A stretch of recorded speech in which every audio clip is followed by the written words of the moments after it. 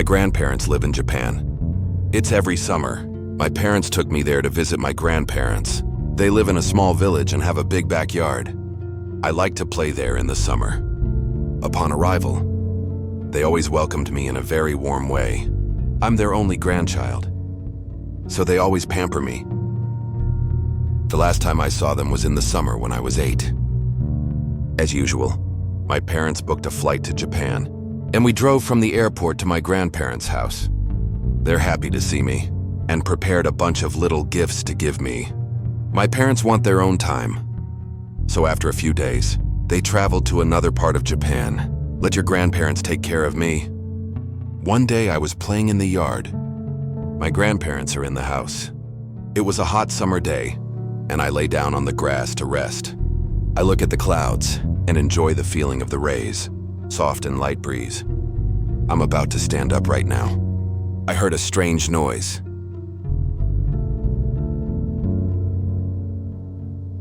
I don't know what it is, and it's hard to tell where it's coming from. It's like that someone is muttering to itself and they're just saying,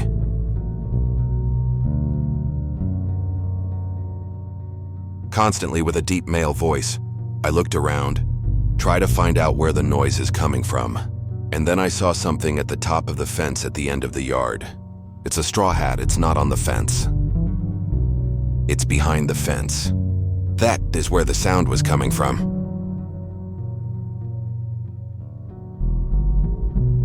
And then the hat starts to move, and that someone is wearing it. The hat stopped at an opening on the fence, and I saw a face. It's a woman. But the fence is about 2.5 meters high. I was surprised to see this woman so tall. I think she's stifled, or some kind of giant heels. Then she moves on, and vanished with that eerie sound. Confused, I went into the house. My grandparents are drinking tea in the kitchen. I sat down and told them what had happened. They don't really care about me, until I repeat that strange noise.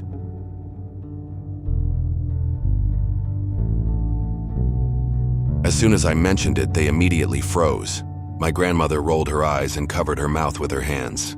My grandfather's face became very serious. Then he took my arm.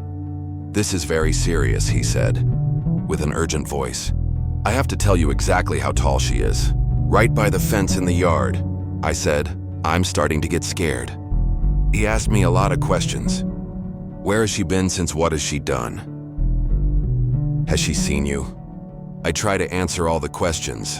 He suddenly ran out into the hallway and called someone. "I can't hear what you're saying." I looked at my grandmother and realized she was shaking too. My grandfather went back into the room and told my grandmother, "I have to go out for a while. You're here with him. Don't take your eyes off it for a second." "What is going on?" my grandfather cried. He looked at me sadly. "I've been noticed by Hachishakusama." He hurried out, got in the car and left. I turned to her and asked who Hachishakusama was. "Don't worry," she answered me with a trembling voice.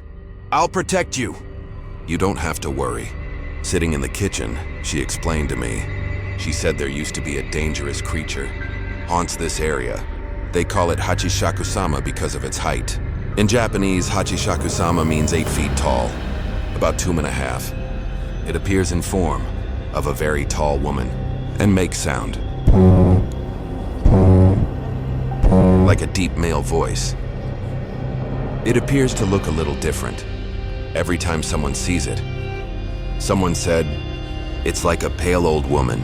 Inkimono. Others say, it's a girl in a white shroud. There's only one point that's no different. It's the height and the sound it makes.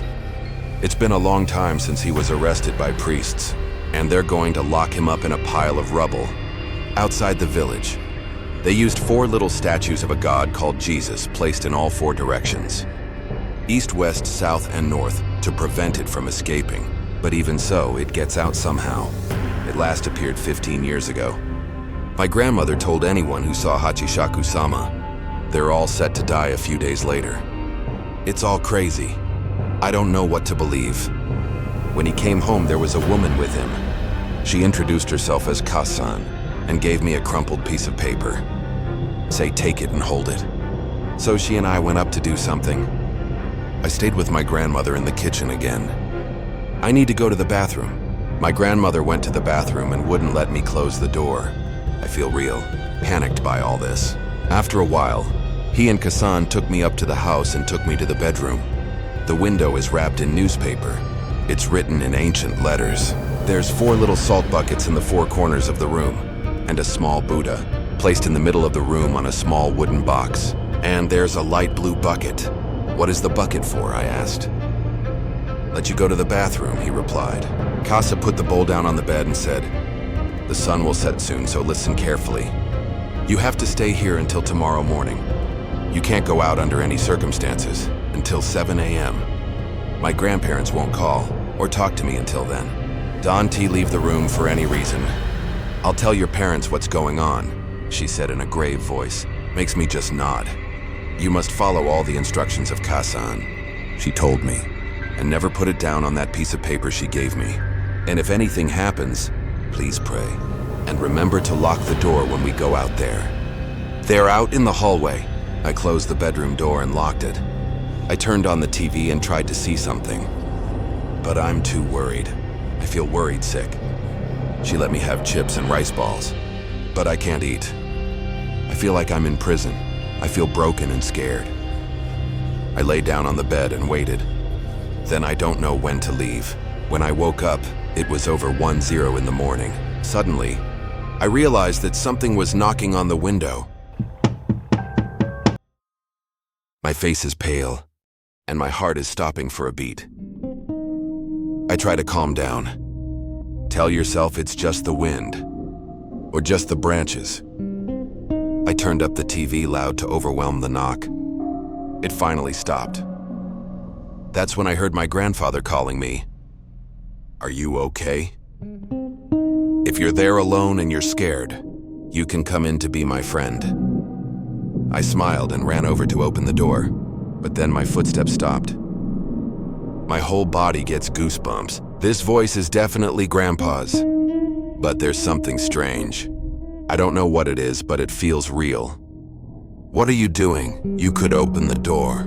I glanced to the left, and my spine is freezing cold. The salt in the cup is turning black.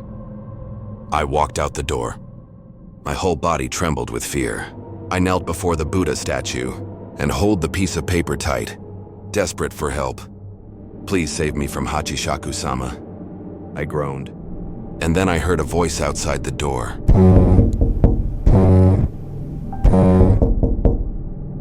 The door knocks again. I overcame my fear in my head in front of the statue, half crying and half praying until the end of the night. The salt in all 4 cups has turned black. I look at the clock. It's 7:00 in the morning and I carefully open the door. My Granum and Kassan were outside waiting for me. When she looked at my face, she cried. I'm glad you're alive, she said. I went down the stairs. I was surprised to see my parents sitting in the kitchen. My grandpa came and told me to hurry and we have to go. We went out the front door and there was a van. Big Black is waiting for me to. Some people in the village standing around point at me and whisper, that's the boy. That van has 9 seats. They put me in the middle. There's 8 men around. Mrs. Kassan in the driver's seat. The guy on my left looked at me and said, you're in trouble. I know you must be worried. Just keep your head down and close your eyes. We can't see it. But you can. Don't open your eyes until we're safely out of here. My grandpa drove in front of the car. My father followed. When all is ready, our little convoy started to roll. We're pretty slow, about 20 kilometers per hour. Maybe even slower. A moment later, Kassan said this is where we're going to get stuck, and start pleading under his breath. That's when I heard that voice.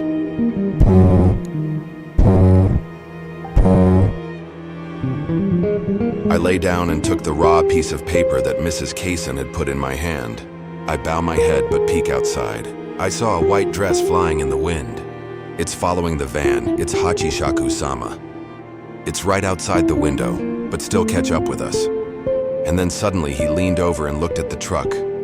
No, I breathed quickly. The man next to me screamed, "Close your eyes." I closed my eyes as tightly as possible and squeezed the piece of paper out tightly. Then the knocking starts again. Knocking on the windows around us. All people sharing a car are startled and tense, feel awkward. They can't see Hachishakusama, and I can't hear his voice.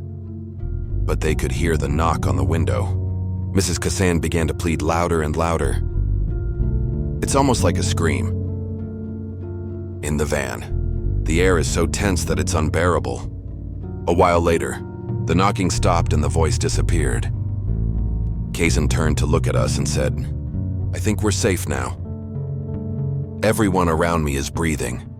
Relieved, the van pulled to the side of the road, and the men walked out. They put me in my father's car. My mother held me tight.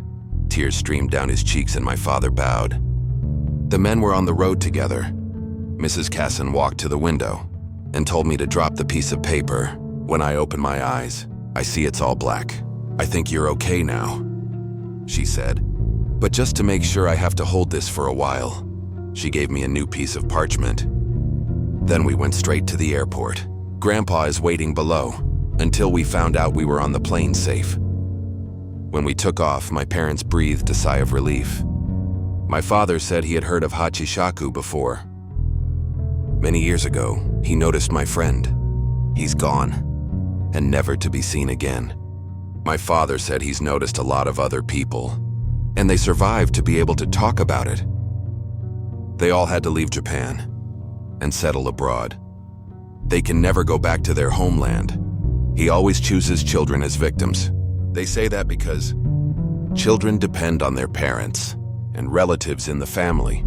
This makes them easier to fool when it can transform into their parent. My father said, "The men in the car are all blood relatives of mine. That's why they sit around me." And why my father and my grandpa sat in front and back. It's all about fooling Hachishakusama. It takes a while to get in touch with people and get them together. That's why I had to stay in my room all night. He also said that the Jesus figurines were broken, and that's how it escaped. I got goosebumps. I'm so glad to finally be home. That happened over 15 years ago. I haven't seen my grandparents since. A few weeks later, I decided to call and talk to your grandparents on the phone. It's been too long over the years. I used to try myself, convinced that it's just a legend, that everything has happened. It's just a clever joke. But sometimes I'm not sure. My grandpa passed away 2 years ago. When he was sick, he wouldn't let me visit and leave only stern instructions. In your opinion, I was not allowed to attend your funeral. I was so sad about that. My grandmother called a few days ago. She said she was diagnosed with cancer. She missed me so much. She wanted to see me one last time before he died. "Is that okay, Grandma?" I asked. "It's already 15-year-old. She said it happened a long time ago. Everything has gone into oblivion. I grew up. She's sure there won't be any more problems." "Farima, what about Hachishakusama?" I asked. Moments later, the phone is silent. And then I heard a deep male voice. Nói